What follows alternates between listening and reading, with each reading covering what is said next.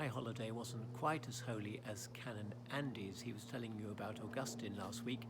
I'm going to talk to you about donuts because on my birthday we went to Borough Market in London to sample some of the excellent donuts that I'd read about on the internet, and they were groundbreaking, enormous donuts filled with wonderful fillings, and you can see a picture of that as I'm speaking.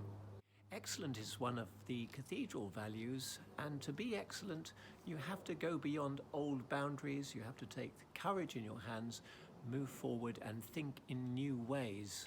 That's what we're trying to do in the Cathedral. Excellence is a quality we really admire as we watch those Paralympic athletes who extend everything that we thought possible for people with disability.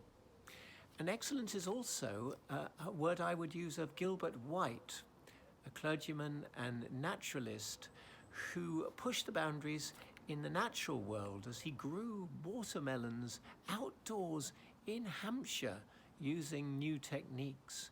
We're going to be finding out about him, his whole life in Selborne, at a lecture that's going to take place on the 5th of October, that's a Tuesday, at 7 p.m. It's going to be entirely online, unlike Sarah Foot's lecture on the 24th, which I hope you will come to as well. Both of them start at 7 p.m.